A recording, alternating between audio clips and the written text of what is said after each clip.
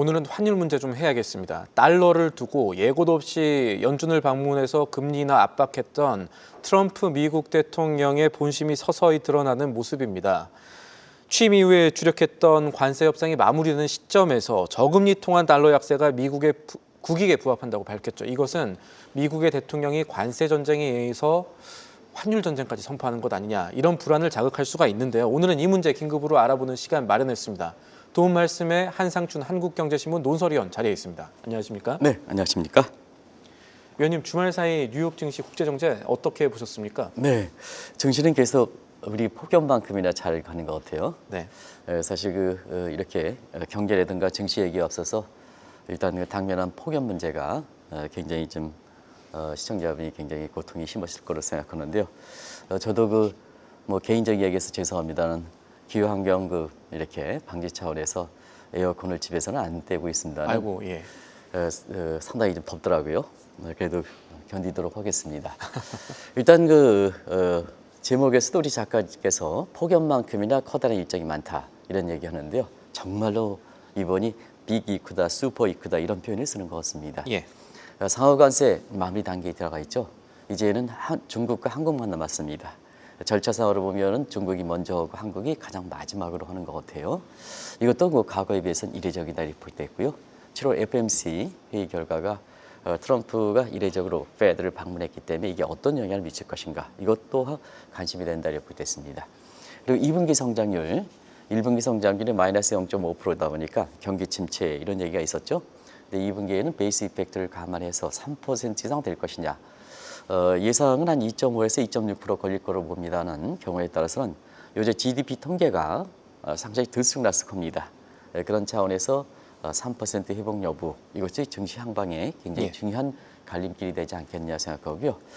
M7의 실적은 이미 발표되고 있죠. 그래서 서학개미 입장에서는 가장 관심 있는 게 테슬라고 지난주에 발표했죠.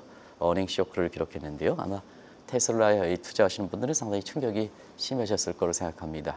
왜냐하면 투자 가이던스도 그다음에 CFX라고 해서 향후 투자 계획도 과거만큼 받치지 못하기 때문에 테슬라 관련된 투자가들이 좀 많이 이렇게 어려우실 겁니다.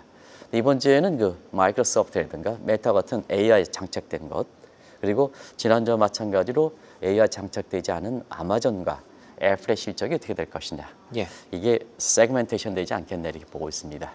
그리고 연준의 양대 지표에 해당되는 사실 PC 인플레 지표라든가 그다음에 다음 주로 이제 발표됩니다는 실업률 같은 경우에는 고용 지표가 8월, 이번 주가 8월에 걸려 있기 때문에 일부 고용 지표가 이제 발표되겠죠. 요거는 FMC 회의가 얘기 때문에 상당히 관심이 된다 이렇게 보게 됐습니다. 또 우리 입장에서도 상당히 관심이 되는 게 상법 개정에 의해서 세법 개정 문제가 나오죠. 예. 이건 뭐 우리나라의 친시정책 코스피 5천과 관련해서 가장 주목되는 사항이다 이렇게 볼 때 있습니다. 절충은에 나오는데요. 배당소득 분리관세는 참 잘했습니다. 그런데 거래세를 좀 당초에는 0.1에서 3%까지, 근데 이게 0.18%로 좀 낮아지는 것 같습니다. 아직 확정된 건 아닙니다는. 대지 요건을 50억에서 10억 정도는 낮추는데요. 이거는 지금 우리나라의 거래 규모로 볼 때에는 10억 정도는 웬만한 건 다 걸립니다. 그렇기 때문에 지금의 대지 요건 상향했을 때 그때에 비해서는 종목별 거래량이라든가 전체 거래량이 많을 때문에 감안해 볼 때 제 개인적 생각은 대지 요건을 좀 상향해야 되지 않겠냐 하는데요. 지금 하향 조정으로 나오는 것 같습니다. 네. 아무튼 이 결과에 따라서 한국 증시의 가장 큰 이슈죠. 이것도 이번 주에 빅 이크, 슈퍼 이크를 장식할 거다 이렇게 볼 때 있습니다. 세법 개정안뿐 아니라 지금 한국 증시 주목할 만한 이유가 글로벌 사이드에서 지금 우리가 관세 협상 아직 타결을 못했습니다. 이 부분 관련해서 우리가 어떤 부분 봐야겠습니까? 네, 가장 끝자락에서 타결될 거로 봅니다. 여기서 끝자락이라는 건 8월 1일, 사실 직전에 아마 타결될 거로 이렇게 보이는데요. 추세가 있습니다. EU와도 이제 협상하는 데는 15%가 나왔죠. 대체로 보면 4월 1일 날 75개국의 평균 관세율은 한 35%입니다. 여기 협상이 지난 과정에서 25% 내외로 좀 줄어들었고, 그 다음에 품목별 관세는 그대로 있고, 지금 상태에서 마지막 나오는 걸 보면 대부분 다 한 15% 내외로 나오는 것 같습니다. 그래서 미리 앞서 갔던가 좀 조금 늦게 가는가 하는 측면에서는 A게임 방식은 좀 늦게 가는 게 낫다는 것을 보여준다 이렇게 됐습니다. 자, 이런 상태에서 미국은 저 관세를 낮추니까 미국 입장에서는 그만큼 국익을 훼손시키는 거냐? 그렇지는 않습니다. 바로 트럼프가 협상에 기술해서 관세 부담을 완화시켜주는 대신에 대미 투자 증가액 쪽으로 나섰다 이렇게 됐습니다. 예. 이건 제조 부활, 일자리 창출 이런 것 관련해서 아마 나름대로 더 미국에 국익된다, 국익에 부합된다 하는 쪽으로 해서 됩니다. 그래서 우리 입장에서도 관세를 낮추는 대신에 대미 투자액이 얼마나 보따리를 가져갈 것이냐. 일본은 5,500억 달러, 유럽은 6천억 달러. 우리는 어떻게 될 것이냐. 우리의 경제 규모라든가 이런 것을 일본과 EU로 비교할 때는 한 3천억 달러 정도는 이렇게 패키지에 넣어야 않겠나 이렇게 이제 보고 있습니다. 그리고 사실 지금의 이제 상호관세 협상이 마무리되는 상태에서 좀 앞서 이런 감이 있긴 하지만 국제 통상과 국제 무역 질서가 미국의 편향 쪽으로 완전히 재편시키는 것 같습니다. 그동안 가트라든가 이런 쪽에서 글로벌 스탠다드다. 세계 통상 규범이 글로벌 스탠다드라는 표현을 다 썼습니다. 근데 이번에 상호관세가 마무리되고 나서 국제 통상과 세계 질서는 아메리칸 스탠다드다. 미국의 국익에 부합되는 쪽으로 세계 질서라든가 통상 질서를 재편하는 모습이다 이렇게 됐습니다. 그리고 이 아메리칸 스탠다드의 구심점은 과거 글로벌 스탠드의 구심점에서 벗어나는 거죠. 그래서 다자체의 상징이 WTO, IMF, 월드뱅크, UN, 그 다음에 나토였습니다는 이것이 미국의 관련 기관으로 넘어지는 것도 향후 이 모습이 굉장히 세계 경제라든가 대외 환경에 의존하는 우리 입장에서는 굉장히 중요한 시스템을 던져주고 있습니다. 이 내용이 좀 막연하지만 나중에 구체화시켜서 한번 방송도 해드리도록 하겠습니다. 네, 관세 이슈와 이어서 생각해 보아야 될 게 저희가 서두에서도 말씀드렸던 환율 문제입니다. 주말 사이 아주 중요한 발언이 하나 있었습니다. 미국 트럼프 대통령의 발언인데 나는 강달러를 좋아하지만 약달러가 훨씬 더 많은 돈을 벌게 한다라고 했습니다.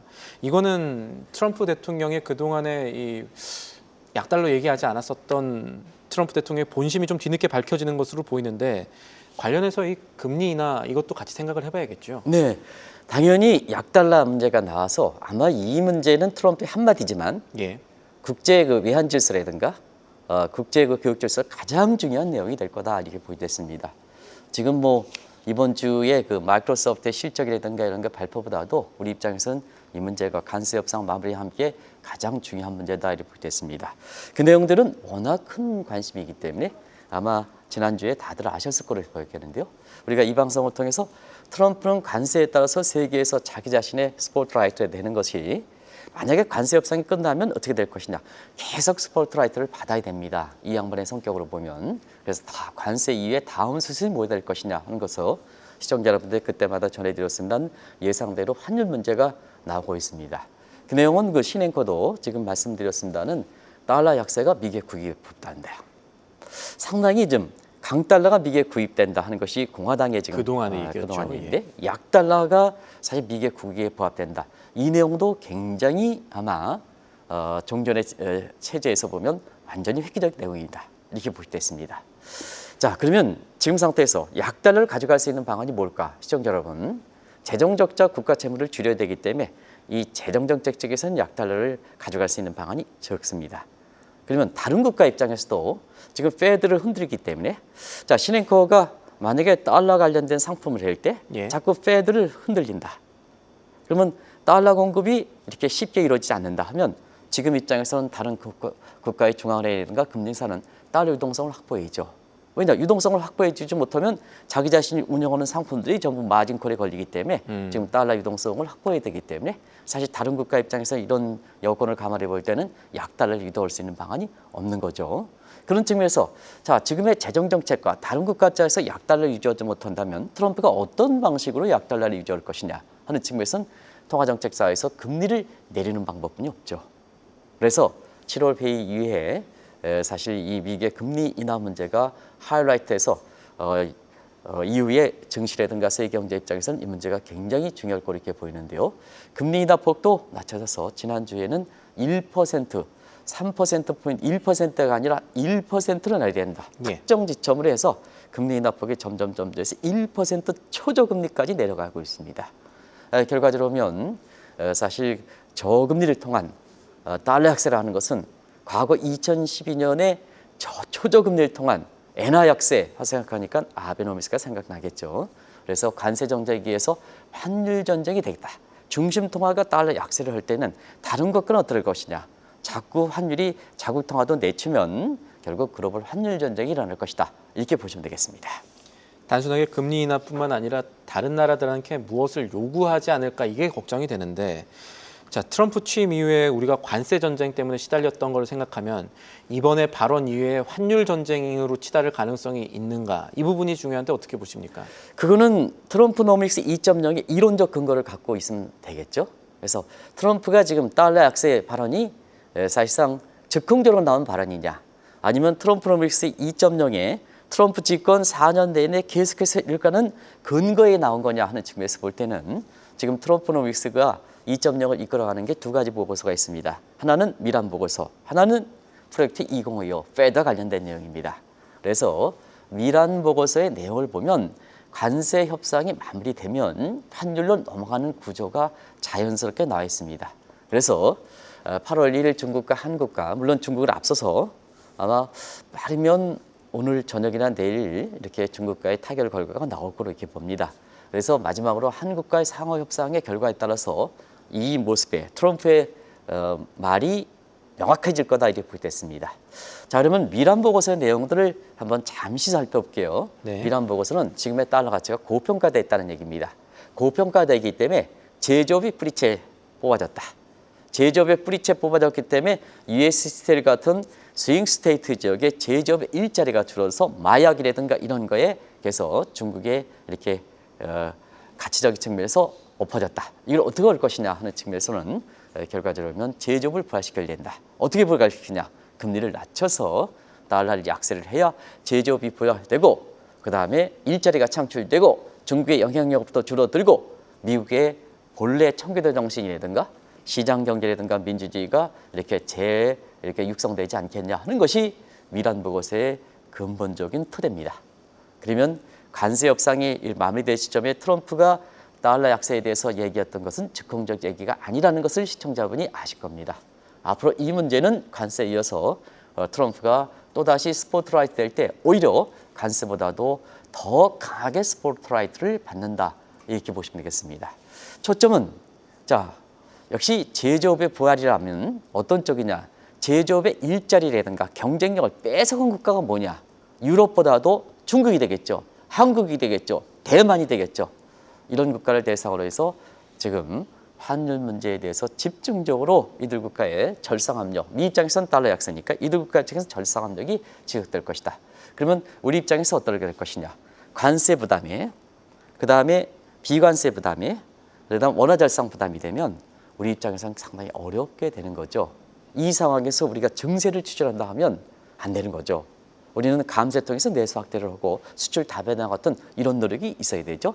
아마 우리나라의 정책 당국자, 세법과 관련된 문제들은 이러한 그 대외 환경에 이런 관세 부담, 비관세 부담, 그 다음에 원화 절상 부담, 그리고 여러 가지 다른 측면에서의 그 부담들을 생각해서 우리가 어떻게 완충시킬 것이냐 하는 이 측면을 세법 개정하시는 분들 이때 증세를 추진하면 굉장히 최악의 상황을 추진한다.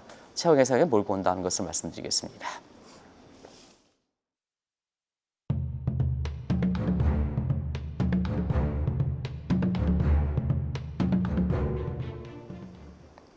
지금 국제시장에서 살펴볼 점은 환율 전쟁이 천천히 시작되고 있는가 하는 점입니다.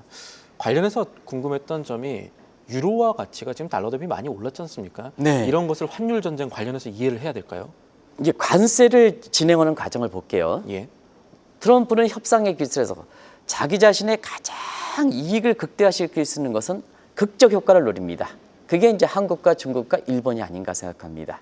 그래서 지금까지 보면 트럼프의 관세 협상에 타결되는 순서를 볼게요. 예. 무역 흑자국 영국도 타결시키죠.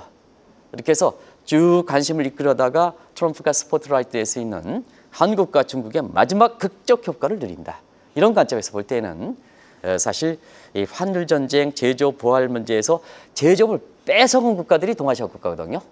그런 측면에서 보면 자 관세 순서와 마찬가지로 이렇게 다른 국가의 환율 압력도 미국 입장에서 이해관계가 비교적 적은 유럽 쪽으로 먼저 두들긴다 이렇게 예. 보겠습니다. 최근에 유럽 보면 달러 약세면 유로 강세죠. 달러 약세니까 유로 강세니까 그런 관세 수순대로 환율의 수선도 미리 감지가 된다 이렇게 됐습니다. 유로 초강세입니다. 시청자 여러분 아시겠습니다는 달러 유로 환율 트럼프 취임 전에 1달러 1유로 등가 수준까지 떨어졌었죠. 근데 지난주에는 1달러 1.818, 1.17까지 거의 또 하나의 유럽이 미달러에 대해서 한 20% 가깝게 강세를 보이고 있습니다. 그러다 보니까 미국 입장에서는 그만큼 달러가 약세가 되는 꼴이다 이렇게 됐습니다. 인덱스상으로 한번 볼게요. 달러 인덱스는 유럽 통화 비중이 이렇게 높기 때문에 유로 강세, 통화 비중이 높아 달러 인덱스는 그대로 떨어지는 거죠. 트럼프의 요구가 딱 들어맞는 거 아니겠습니까? 예. 그래서 달러 인덱스는 취임 전에 110 레벨에서 지난 주말에는 97 레벨까지 떨어지는 게 가장 중요한 게 결과적으로 보면 유로화가 강세를 보이기 때문에 그렇다 하는 것을 말씀드리겠습니다.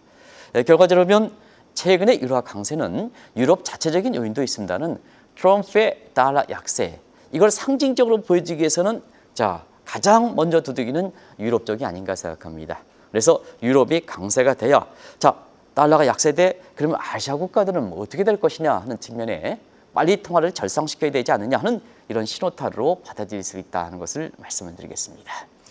네, 지금 이 환율 전쟁의 전초전인가가 지금 중요한 부분인데 트럼프의 약세 발언, 달러 약세 발언이 물론 기존 발언 뒤집은 거긴 하지만 즉흥적인 것은 아니라고 봐야 한다면 미란 보고서대로 궁극적으로 지금 미국 행정부가 지향하는 정책이 일본 아베노믹스식이 아닐까 하는 의문을 지울 수가 없는데 어떻게 보십니까? 네, 정책금리 1% 떨어져요. 네. 그러면 달러 약세예요. 그러면 초저금리의 달러 약세이지 않습니까? 그러면 이게 자연스럽게 2012년에 초저금리를 통한 일본이 뭐냐? 제조업 부활을 통해서 잃어버린 30년을 불식시키는 아베노믹스가 똑같은 구조다 이렇게 보겠습니다. 예. 그래서 시청자 여러분 아시겠습니다는 2012년서부터 아베 신조 뒤쪽에 나오시죠? 좀 이제 돌아가시긴 했습니다는 오늘은 편안한 얼굴입니다. 그런데 이 아베노믹스의 굴레에서 탈피하셨기 때문에 이렇게 그러신 것이 아닌가 생각하는데요. 어쨌든 트럼프를 한번 보겠습니다. 똑같은 각도죠. 스윙 스테이트의 제조업을 잃어버렸다. 그런 상태에서 어떨 것이냐. 초저금리, 미국의 정책금리 1% 낮춰라. 그러면 달러 약세를 통해서 제조업의 수출이 증대하면 예. 제조업의 잃어버렸던 경쟁력을 살리면 결국 일자리도 늘어나고 앞서 말씀드린 것 같이 이렇게 미국의 이렇게 위대한 미국을 건설할 수 있지 않냐 이렇게 보고 있습니다. 트럼프는 취임 초에 3가지 화살을 얘기했습니다. 이때도 시청자분한테 이 내용이 갖고 있는 것이 어떤 시사점을 갈 것이냐 하는 측면에서 미란 보고서의 내용과 토대로 해서 한번 말씀드린 적이 있습니다. 3가지 축, 3가지 화살, 시청자 여러분 아시겠습니다는 하마다 고이치 씨, 우리 한국경제 컨퍼런스에서 글로벌 금융 컨퍼런스에서 2013년에 아마 그때 당시엔 송재조 사장으로 이렇게 됐습니다. 예. 그래서 같이 이렇게 해서 예일대 명예를 쓴 하마다 고이치 씨가 이 3가지 화살촉을 바탕으로 해서는 아베노믹스의 이게 한국 경제에 주는 시사점이 높기 때문에 두 해 연속해서 이분을 불러서 컨퍼런스에서 아마 그 내용들을 직접 들으셨던 거를 기억하실 겁니다. 그러면 3가지 화살이 뭐냐 하는 측면에서는 재정과 금융과 성장입니다. 재정은 건전하고 금리는 초저금리를 통해서 달러 약세를 하면 결국 성장이 회복되고 미국 경제의 위대한 미국이 달성할 것이다. 이게 궁극적으로 미란 보고서가 지령하는 마가의 구상이다. 이렇게 보시면 되겠습니다. 메커니즘이 똑같죠? 그래서 트럼프가 관세 협상이 마무리되는 시점에 페드를 방문해서 방문 직후에 초저금리를 통한 달러 약세가 바로 아베노믹스의 미국판 아베노믹스의 얘기가 나오는 거다 하는 것을 말씀을 드리겠습니다. 지금 미국이 달러 약세, 아베노믹스식의 정책을 하려면은 금리 인하가 선결 조건이 될 텐데 관련해서 7월 FOMC에 금리 안 내려갈 것 같긴 하지만 어떤 부분 봐야 되겠습니까? 네, 트럼프 대통령이 지금 할 일이 많지 않습니까? 상하관세도 마무리해야 되고. 예. 근데 이렇게 평상시에 비상국면단인데 지난주에 이렇게 작업모를 쓰고 페드를 방문해서 명문상으로 보면 페드의 청사의 개보수를 하지만 지금 개보수를 점검할 때입니까? 그런 과정에서는 그 이상의 상징성을 갖고 있다는 것을 지난 주말에 한번 말씀을 드린 적이 있습니다. 그런 상태에서 2가지가 아닌가 생각합니다. 하나는 금리 인하 압력이다. 그동안 트럼프와 파월 간의 갈등은 심했었죠. 올해 들어서도 사실 트럼프의 금리 인하 요구에 대해서 파월과 페드는 크레디티, 당신의 관세 때문에 명료성을 확정되지 못했다. 이 내용 때문에 그동안 동결되어 왔습니다. 자, 이제 트럼프 관세가 마무리되고 있습니다. 물론 물가에 영향을 주는 측면이 한번 봐야 되겠습니다. 일단은 외형상으로 마무리되고 있습니다. 그러면 페드 입장에서는 어떻게 될 것이냐 하는 측면은, 자, 당신네들이 금리 동결로 이렇게 동결의 이유를 들었던 트럼프 관세가 지금 마무리되니까 입장을 내놔라 하는 측면이지 않습니까? 그러다 보니까 뭐냐, 이번에 금리 인하의 얘기가 나오는 것도 바로 그런 측면에서 이해가 될 수 있다고 보겠습니다. 그러면 가장 기본의 충실이죠. 듀얼 맨데이터, 예. 인플레, 그 다음에 고용지표 되겠죠. 그래서 인플레는 지금 재발 조짐이 이렇게 보이고 있죠. 그리고 가장 페드가 특히 파월 의장이 고용시장의 건전함을 들어서 금리를 동결했는데요. 여전히 고용시장은 괜찮은 거로 나오고 있습니다. 그런 관점에서 볼 때 이번에 7월 그 회의에서는 금리 인하 불가, 금리 인하 동결 이런 식으로 되겠죠. 그래서 금리 인하 문제는 9월 FOMC 회의에서부터 되지 않느냐, 8월은 없으니까 되지 않느냐 이런 시각이 만만치 않게 제기된다 이렇게 보겠습니다. 마지막으로 간단한 질문 하나 드리겠습니다. 지금 만약에 말씀하신 대로 트럼프판 아베노믹스가 제대로 시작이 된다면 이것이 성공할 수 있을 것이라고 보십니까? 네, 국가 전체 차원과 그다음에 스윙 스테이트 자체와 구별해서 봐야 됩니다. 일반적으로 경제학을 공부하신 분들은 사실 달러 약세를 지향하면 사실 미국의 수출 구조가 결과적으로 보면 가격에 환율에 민감한 구조를 가져오게 된다. 이 전문적인 용어로 마샬 러너 컨디션 조건을 이렇게 충족시켜야 된다. 한마디로 마샬 러너 컨디션 조건은 미국의 상품이 수출 상품이 경공합돼 가지고 환율에 민감한 품질과 기술과 디자인이 갖추지 못한 구조가 돼야 된다. 그런데 시청자 여러분 아시겠습니까? 이런 걸 생각하면 마샬 러너 컨디션 조건을 미충족하죠. 예. 그래서 달러 약세에 따라서 사실 미국 전체적으로 보면 얼만큼 마가 구성에 다가갔을까 하는 측면은 사실은 회의적 시각이 있습니다. 그러나 사실 스윙 스테이트의 미국의 대선 과정에서 코인업자와 함께 대통령을 가장 당선시킬 때 도움될 수 있는 이런 측면에서 보면 USTR이 일본에 넘어갔다 하더라도 결과적으로 보면 그것이 주는 미국의 상징성 어떤 시각이냐. 정책 당국자에게선 대선 과정의 화답 차원에서 코인업자에게선 스테이블 코인 문제를 던져준 거고, 그 다음에 스윙 스테이트에서는 달러 약세를 통해서 사실 그 국민들의 대선에 보답 과정을 주는 것이 국익을 우선하는 미국의 트럼프 대통령이 아니고 자신의 개인적 집권을 우선하는 트럼프의 성향으로 볼 때는 이게 뭐냐, 실제로 미국 전체적으로 이렇게 달러 약세에 따른 수출입 개선 효과, 제조 부활 여부와 관계없이 계속해서 밀고 나갈 수 있는 성질의 것이다 하는 것을 말씀을 드리겠습니다. 알겠습니다. 환율 전쟁이라는 말이 시장에 더 많이 나오지 않게 되기를 바랍니다만 사실 조금 더 지켜봐야겠습니다. 오늘 말씀은 여기까지 듣죠. 지금까지 한국경제신문 한상춘 논설위원과 함께했습니다. 오늘 말씀도 감사합니다. 네, 고맙습니다. 계속해서 다양한 경제 이슈를 알고 싶다면 구독과 좋아요, 알림 설정 부탁드립니다. AI 캐스터 권미정이었습니다.